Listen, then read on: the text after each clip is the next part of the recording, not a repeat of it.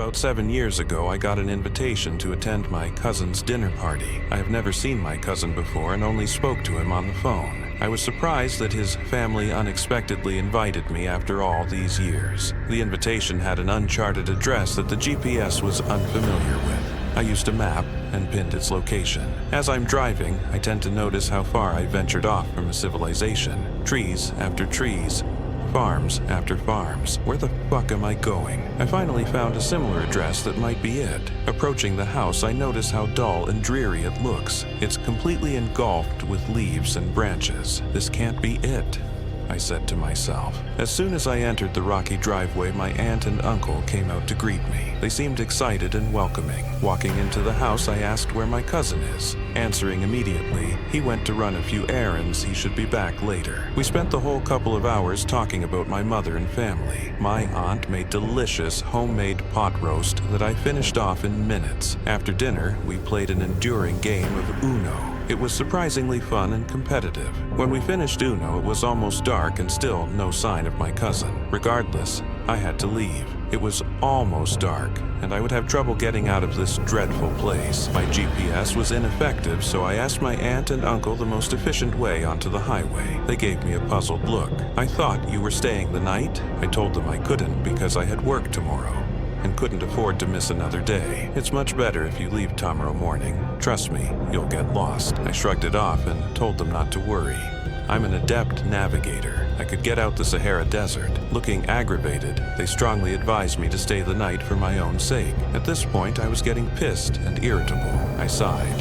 "Fine, I'll stay the night, but I have to get up early for work." Both of them seemed strangely ecstatic that I was staying the night. As soon as they went to go get my bed sheets and pillows, I ran out the door and got in my car. I hastily pulled out the driveway. It took me a while, but I found my way out that depressing place. I got home an hour later than expected. It was 11, and I didn't want to wake my parents up. Climbing my fence and entering the back door, I noticed the kitchen lights were on. As soon I took my first step in the door, I see my mom sitting there looking impatient. "Where were you?" she asked. "I was at Aunt Deborah's. You knew this. Then why did she call saying you never arrived? Till this day, I never knew who I visited." In 1976, residents of Circleville, Ohio, began receiving threatening mail that has haunted them ever since. The letters were from Columbus but had no return address. They accused school bus driver Mary Gillespie and the school superintendent of having an extramarital affair. One of the letters was even addressed to Mary's husband Ron that threatened his life if he didn't put a stop to the affair. In 1977, Ron died in a suspicious one-car crash that involved gunshots.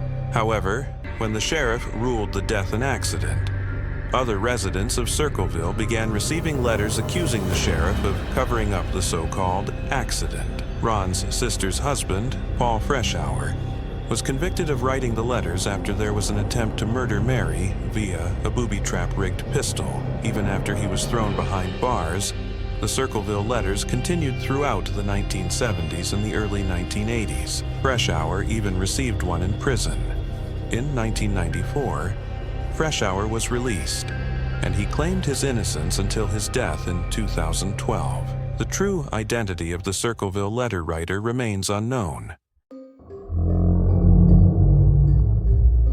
On February 25, 1957, a body of an unidentified boy was found in a box in an illegal dumping ground near Philadelphia. The boy was estimated to be around 4 to 6 years old, weighed about 30 pounds, and stood around 3 feet 3 inches. He was found naked but wrapped in a blanket. His hair was recently cut, and his body was recently washed clean. There were small scars on his chin, groin, and left ankle, some of which proved he went through a small medical procedure. He was found with blunt force trauma to the head that was determined to be the cause of death, and there were no witnesses. The body was found by a young man who was walking through the abandoned lot. Strangely, the man waited a whole day before contacting the police, and even a second man had previously found the boy's body but had not contacted the police because he didn't want to get involved. With the cold weather and delayed phone call, police weren't able to accurately estimate the time of the boy's death.